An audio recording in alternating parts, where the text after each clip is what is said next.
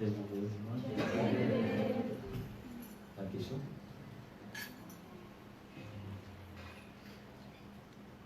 Ma question? Bena question? Wow.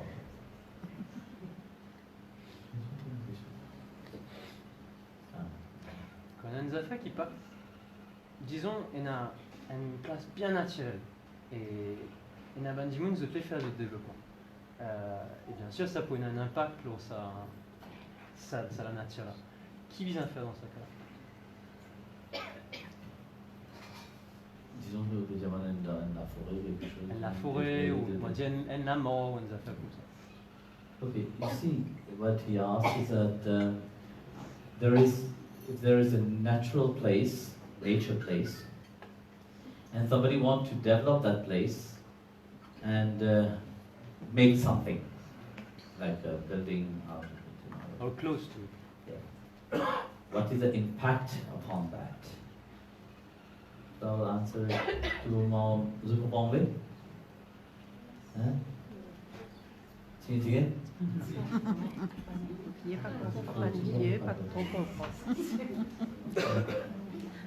Pas trop comprend. Bhojpuri? Pardon.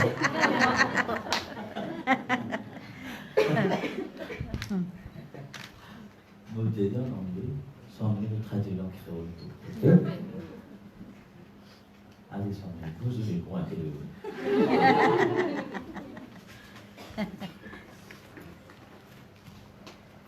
Ok, ça qui comprend anglais, vous inquiétez. Et pas comprend anglais, vous inquiétez.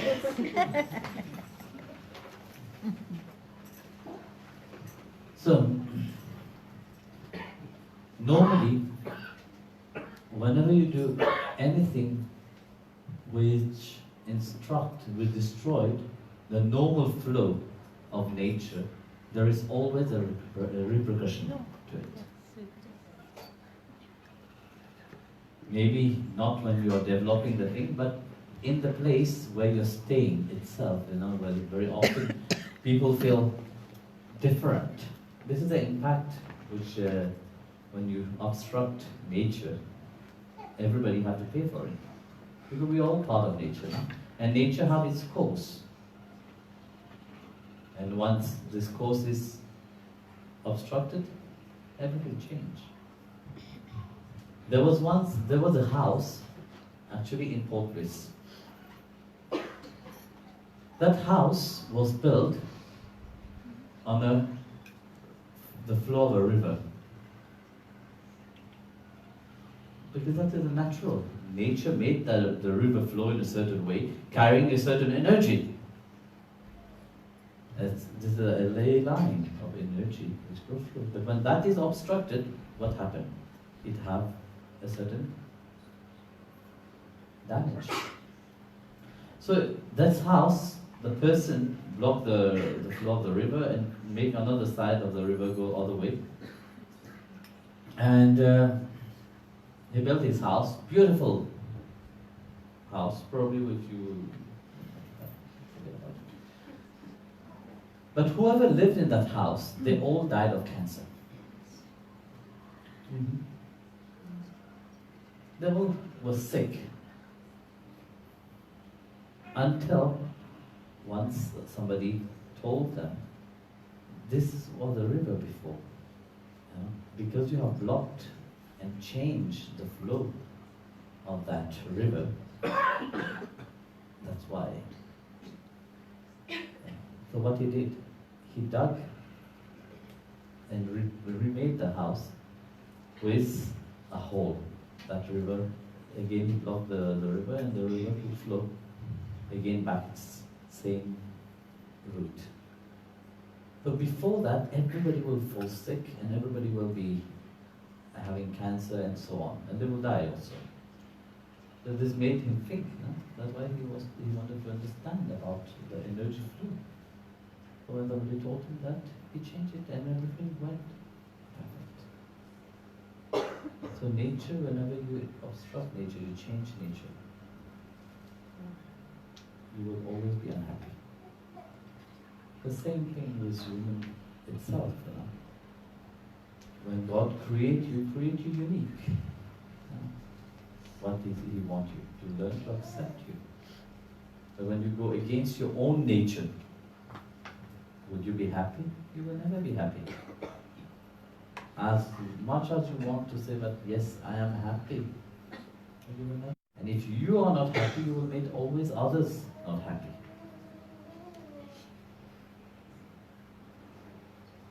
So this is the flow of nature.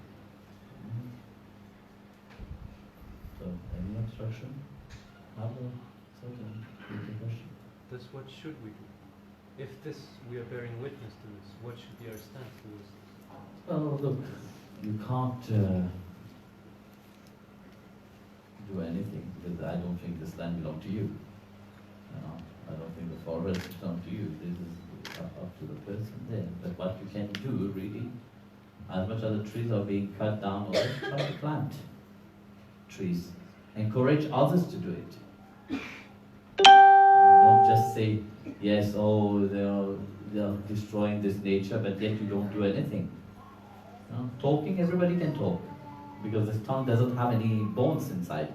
Everybody comes with great ideas. Ask. Ask anybody. Everyone has great ideas how to save the world.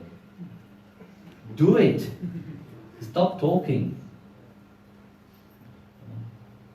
So if you just plant even one tree, yes, you can say, yes, I have done something. But if you have never planted a tree itself, it's of no use go around and say, yes, my world, you have to save the world, you have to protect this and that. Like there's this little girl going around, saying to everybody, how dare you, how dare you, how dare you. Go and plant some trees. But this is how you should do. But just talking like that is useless. Because everybody can talk. Everybody can say many things. Do it. Start by planting trees. And encourage others to plant trees. Create this balance.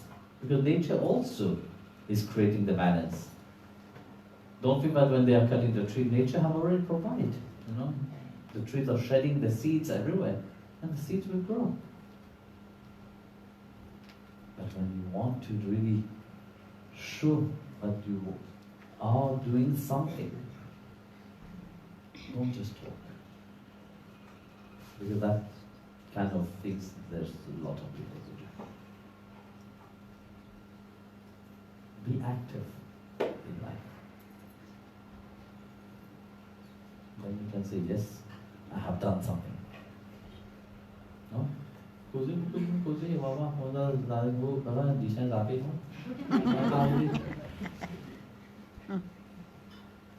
Dishan Zapi, was Dishan Zapi ensemble. Zapi ensemble, Dishan. Hey, go out.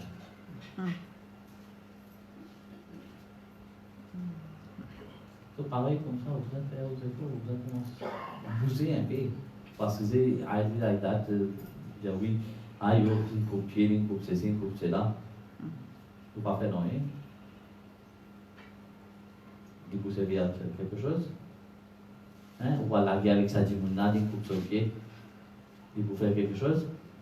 Et après, on plante un pied ou même. Si madame coupe au pied, on a full droit à la guerre. That's it.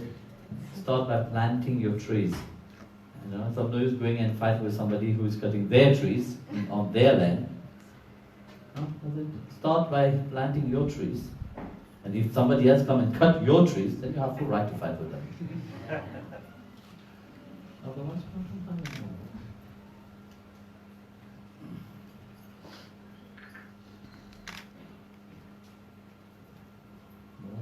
yes. Guruji, une question en créole. Je l'ai dit tout ce qui le climate change. Le climate change. Since industrialization, il fait une tampe avec la nature. Par exemple, il fait une fossile fuel en la terre, il fait une méthylène de tout brûlé, il fait une méthylène marbre de brûlé, il fait une batterie de l'eau.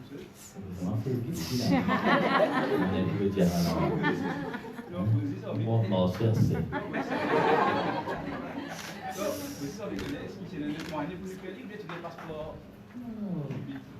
Very easy, that shows in our nature.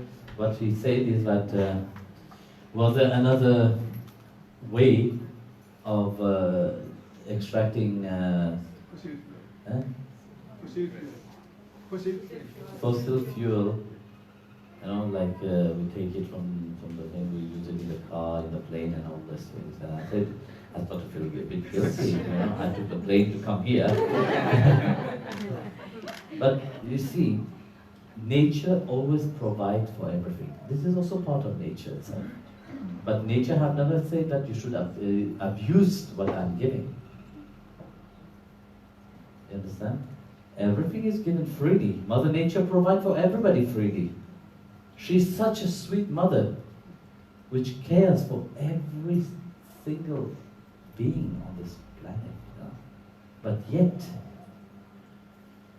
human being abuse that, So due to that abuse, of course, that is the greediness in people. First, before discovering oil, they used to take grease from animals, so they massacred all the animal. Take the fat, In India we use ghee only. That's how we used to lamp the lamps, from millennia. But of course, once they discover oil, they want to become rich and more rich. What happened? I want to have more. But having there's two kind of being, There's two kind of, the consciousness expresses itself in two ways. One kind of person which have, and another kind of person which is being. The one which always want to have is never satisfied. I have this, I have that. Everything become a commodity for them. Even human being become a commodity for them. I have that one, I want that one, I want that one, I want that. And we're going, You see that in nature, you see that in human itself. You can see the characteristics of the people itself, in that way. How many personalities live in that person itself? You can view that by seeing the nature of that person. They want just to have. Greediness. But the saints, the sages, the spiritual people, they take care. They do everything to become. They realize that you have come in this world with nothing. What have you bring? Bhagavan Krishna said in the Gita, no?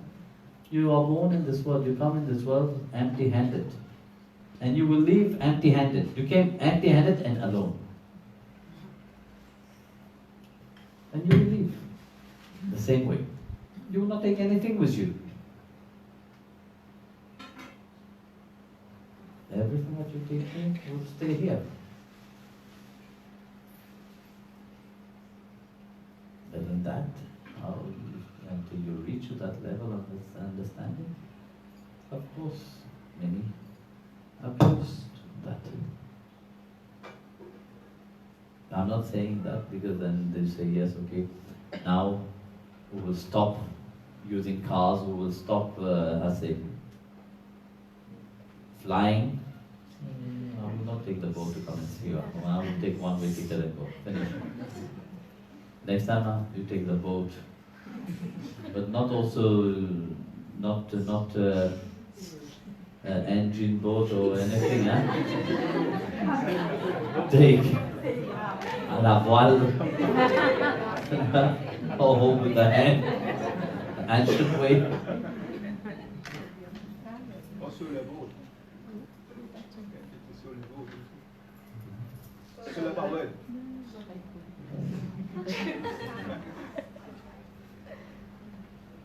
There's many, luckily, there is many inventory, God have also given that knowledge that people are using also natural way of electricity.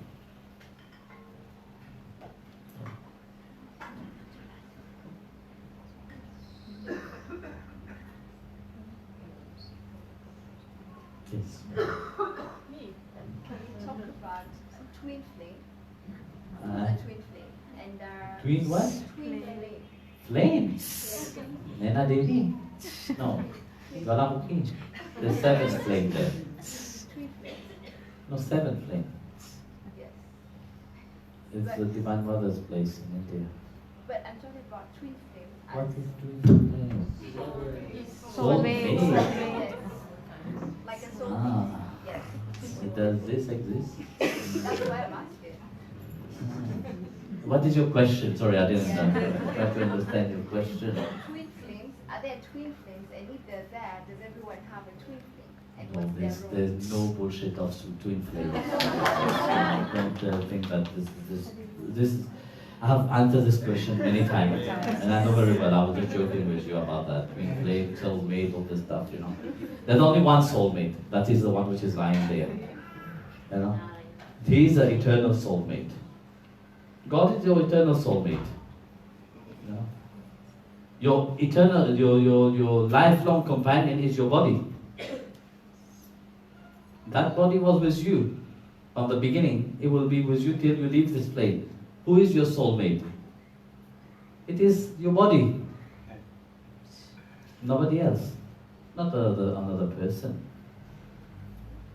People always say, twin flame, soulmate, all this stuff, thinking, this is just a story to get you, into the drama. There's no such things like that. You will meet people, which you have to meet, because you have a certain karma together with that person. Why do you meet the person, firstly? If you analyze properly, nature brought you to that person to finish. Because karma is going its own way. It is to finish the karma. But you have created many lives. But of course, people are so dumb. But they think that, yes, will carry on always. Now that is with the drama, but they say, look how many people have heard, at the beginning when you first meet somebody, you fall madly in love with that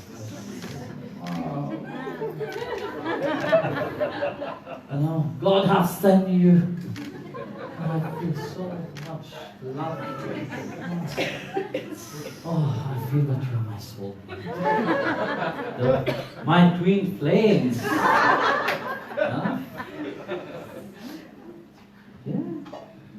Get to know the person better.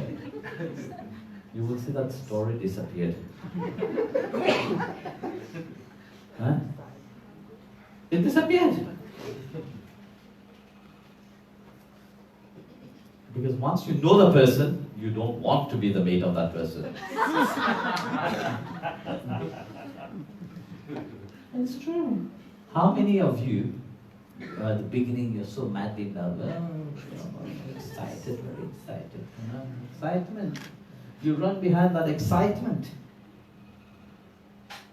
Once that excitement is gone, if you have the marriage, you have children, so analyze that clearly.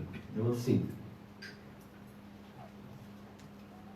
You get married, you meet the person that you fell so much in love. This blooming, thinking. No, but you all went through that. Maybe. No? Or arranged marriage. You got forced to do it. No choice. So, you felt this half. And you start saying, you're my soulmate. I feel you're my soulmate. The person may not feel anything. Because that person, the other person also has a certain agenda for you. You also have an agenda to them, and they also have an agenda to you. Yes, I feel also. Okay, that's nice. You carry on. You see that excitement have you had at the beginning. You know, love have a certain excitement inside of it, you know, a certain scent in it, a certain feeling inside. But that's why, you know, in spirituality we talk about love. But we don't talk about this love which finished, we talk about the love which keep growing. So here you see, you feel that excitement, but that excitement after, let's say, few months, start going down. It doesn't go higher because there's a limit to it. And you see the person start distancing themselves, finding many excuses. So again, you start to feel, I must do something. So then they say, okay, after a year, let's decide to get married. Because you think that by getting married, that excitement will be there. Big party. Yeah, there is an excitement but away. And then what happens? It lasts for a few days. How long are the parties? Is there 1 month? Honeymoon period? No? And then what happened? Again, it's going down. Then you feel that I need still to find that excitement between us. Let's have a kid. A child comes. Of course, excitement again arises. Because everything which is new, everything which comes with that love, there is the same excitement. So, a child is born. You are very happy, excitement. For some it's a nightmare because you stop sleeping. Poor mothers. You know, I really, one thing that I have great respect for you parents, for what you go through with your kids, So, very nice. Again, you are happy because of the child, or maybe you're forcing yourself to be happy because of the child. Because it's your child, you can't say, I can't get rid of that child, no? If it was something, you just take it and throw it away. You can't go to your neighbor and give your child and say, please look after that child for me. No? You will not do that. But this is my child, I'm forced to look at it. I have to be happy anyway, I can't do anything. If I have another choice, I would not. But I'm trapped now, finished. So, then the child starts making the first step. Hey, he made the first step, or she made the first step, you be happy. I think you're boring, then you don't even know where your child is. So, meanwhile, what happened? That relationship, that feeling that you had with your husband, have already broken. Because all your attention have shifted from between you two to your child. So who have become the most important thing in your relationship? Is your child. And this is a mistake that all of you do. You give so much attention and love to your child, but you destroyed that bond between you two. You destroyed that relationship between you two. And that love breaks. And that's why then after some times, another child, you will look again for another excitement, you have another child. No? So if not that don't fulfill, then you will look others outside. And this is how life carries on. Where is the soul mate into it? Once the other one look out somewhere else, how you become? Angry. You throw them out. Yes or no? if you would have really been clever, you would have saved your relationship firstly by giving to each another as much love as possible. Not to the child. The child. This is where there's misunderstanding between couples.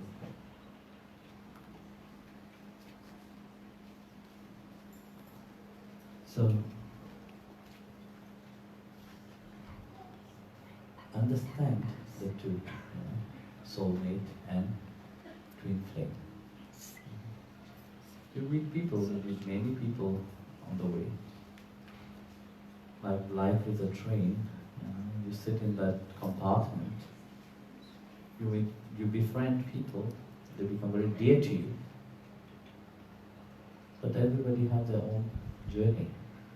Everybody have their own destination. Once one reach one destination, they will get down, whether you want it or not. But life carries on.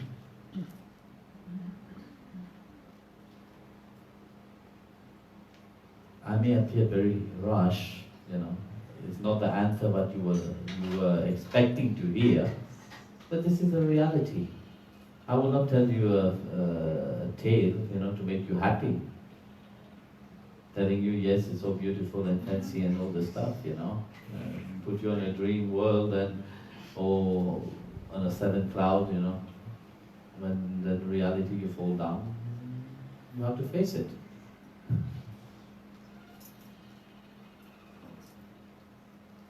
The bond between two people is wonderful. And nature itself brings that two souls together. But they have to nurture it. But if it is just an expectation of fulfilling of one's desires and all this stuff, it will finish. Because there is not this deepness of choosing. So that's why you will meet people, they will come to your way and they will leave afterwards. You will have expectation. Due to your expectation, you will be unhappy. Because you see, you expect that yes, that person will always be with me forever. No one can be with you forever. That's why I said, your soulmate is this body.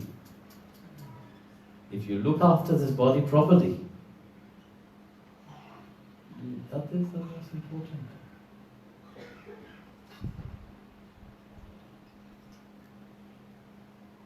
Who is with you from the beginning till the end? Huh? It is your body. So the body is your soulmate. Who is your twin flame, which is eternally lighting inside of you and is always with you? It is God. Your Atma is eternal. A flame is eternal. The Atma, when we talk about flame, we are talking about that eternal flame which is burning inside. And that is eternal. And that eternal flame can't long for something which is not eternal. The only one which is eternal is God Himself. That you don't want to be there.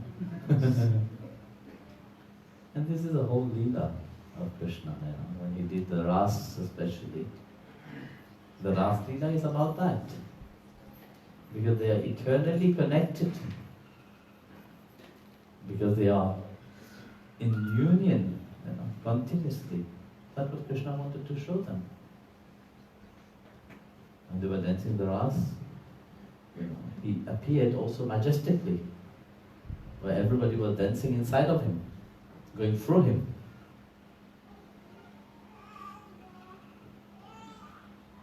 So, this is our connection.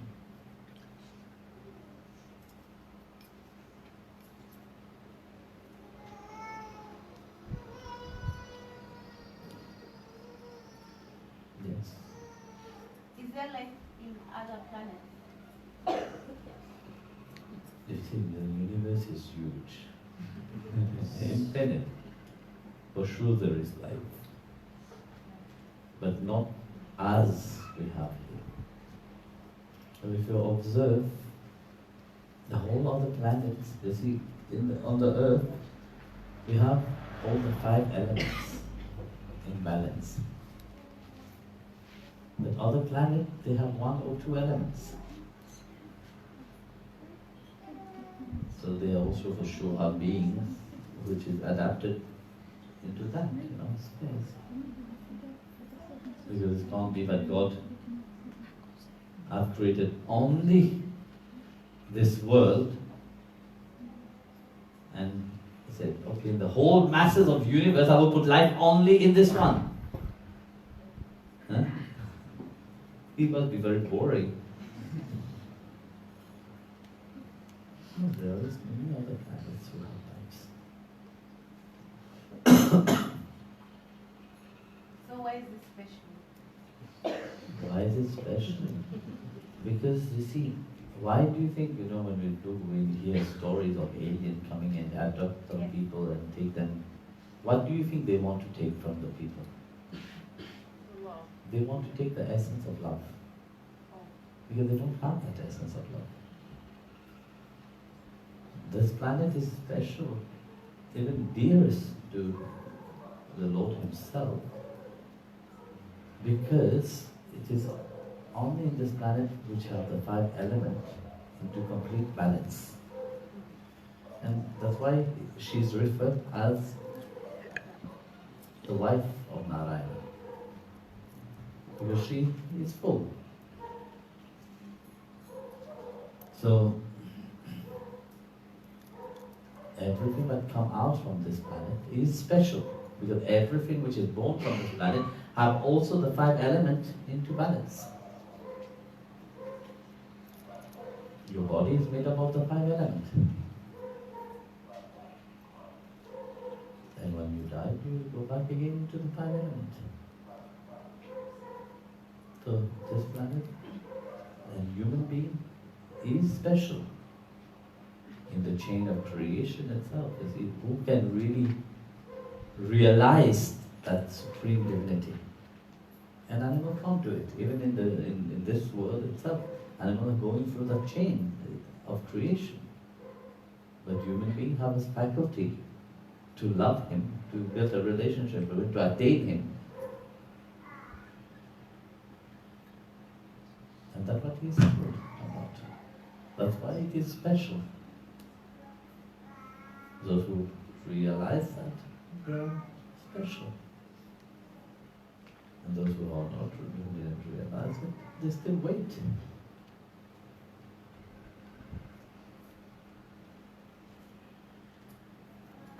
So where do you go when you realize? Well, it depends on your level of realization. I think if you have only self-realized, and you will go to some heavens. And once you finish there, you come back here. Of course, heavens is not permanent. I don't want to come back. That is up to you. So you go to some heavens, spend some time. Indra will give you a card. Say, okay, go and do shopping. Once you finish, tell you a beautiful story. Once there was a man who have amassed a lot of millions, 50 million. Let's put it like dollars. He got $50 million. So he died, and he carried his money with him to heaven. So as he entered heaven, Indra saw him with 2 big bags. Of course, he was polite. He didn't want to, jump on his bag and look inside what is that. He said, okay, listen, this is your allocated house. And he saw this beautiful mansion, went inside, but there was nothing to eat. Indra told him, there's a supermarket there. You can go and buy your things, whatever you want to. There's a shopping center. So reaching to the heaven shopping center, he went and he was very proud because, when you have 15 million, you don't walk very humbly, you walk very proud, very arrogant, So he was walking very arrogantly and take everything that he want from the shelf, everywhere. Put his trolley full with things. went to the cashier. Arriving at the cashier, the lady took, the angel, whatever, took all the things, scanned it, and it was time to pay. When time for paying arrived, very arrogantly he said, "How much I owe you?" Yeah, I said, "Okay, give me your card." I said, "The Punya card." Punya card? What is this Punya card? And I said, "Indra had not given you a Punya card?" I said, "No, but I have money.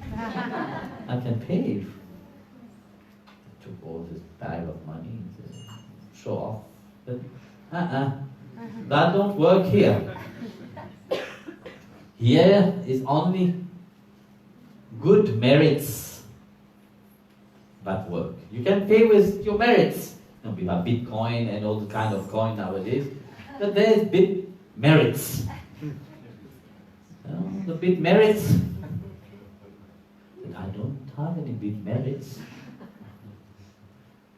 You don't have any bit merits. You are working greedily, and the few things that you have made, you reach heaven. The good things you have done, charity, all this stuff.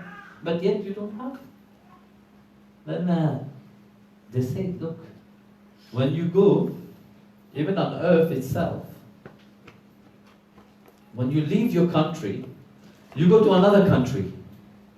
Your money doesn't have any value there. You have to exchange that money to that country's money. No? You left Europe, you come here. Of course, euro, you can't use euro here. We use rupees. They said the same. On earth, you go to one country to the other, you have to exchange your money. But here, that will not work. You should have, use it, exchange it into good punya. Then you will have a card. So he was super confused. Indra was called. Indra reached back there. He said, "Listen, my dear, I forgot to explain to you. You have to go back down. That 50 million? Finish. Can't be used. Go and work for good punya. Only that will work." So heavens are not permanent places. The only permanent places is Vaikuntha. Everyone is. So the only place is if you long to be eternally with Him, long for Him. Then only you can be with Him.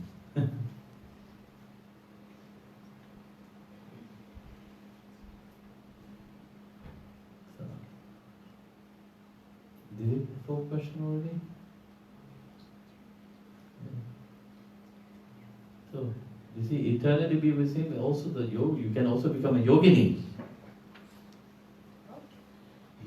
And also you can be eternally here, constantly meditating upon Him. Like Uddhava is. No? Uddhava is still eternal, he is still meditating upon Lord Krishna. You know?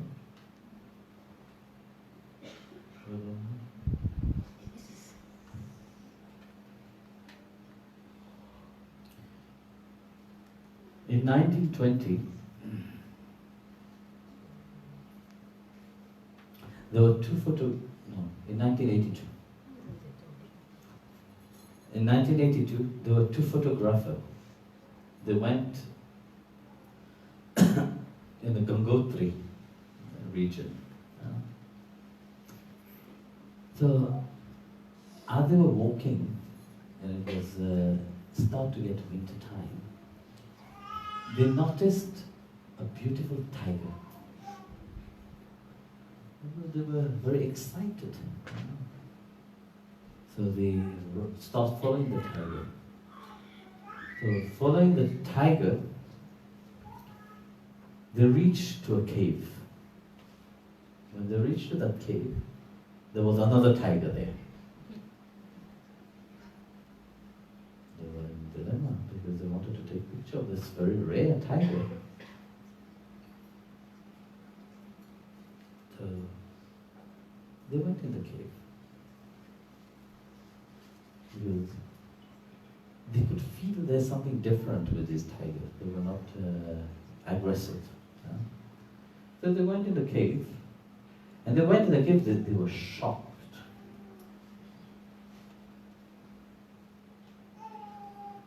They came face to face with a yogi meditating. Now, of course, photographer, when they see something excited, what do they do? Crack, crack. But the first one clicked, and he fainted. And second one quickly took some more shot, but he also fainted. Then later on, when they wake up, they awake down in Gangotri. Not. Because there is a place where it's Gaumukh, where the Ganga come out from the earth. And Gangotri is where the temple, where Bhagirath was meditating. Up here at Kol Ganga. So they saw them, they were sitting. They are here, they are wondering, how? Where is the yogi, where is the cave? We were so high up on the mountain and here we are here. Strange. So they quickly decide to, so they went back to Hyderabad. They come from Hyderabad. So they went back to Hyderabad, they were very excited, they wanted to develop the picture. So the first one was a very blurry one, and the second one was clear. They could see that yogi sitting. So with deep excitement, they went to the Guru, and wanted to show, this picture of, so we have met these great saints, So they went to their Guru, Taranikar Maharaj, Nana Taranikar Maharaj. So they went to Nana Maharaj and showing the picture. When he see the picture, that you met Uddhava. They were shocked. Uddhava, the friend of Krishna? I said, yes, this is the friend of Krishna, Uddhava. How? Krishna is 5,000 years ago. Now 5,200 years ago. And now, how Uddhava is still sitting there? So then he started telling them his story. Look, when I was young, in 1920, I had darshan of Uddhava myself. I went to the Himalayas and I was walking. As I was walking, I saw this beautiful tiger. And there was like a magnet that pulled me. So I started following the tiger. Again, the tiger went in the cave. And when I went inside the cave, and I had the darshan of Uddhava.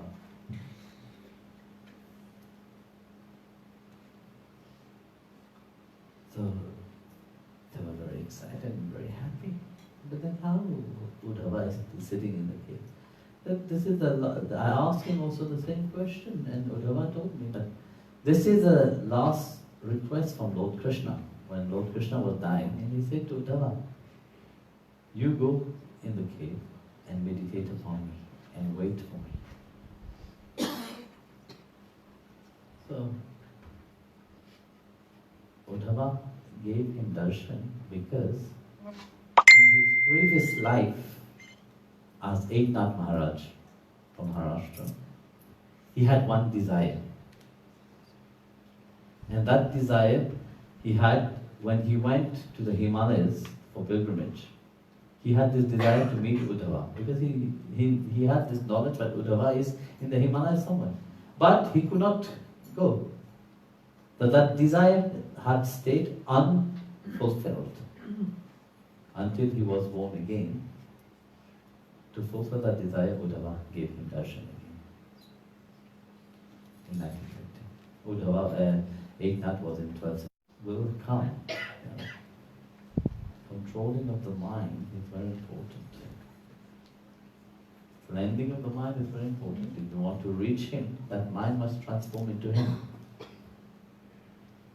Then only you'll be with him.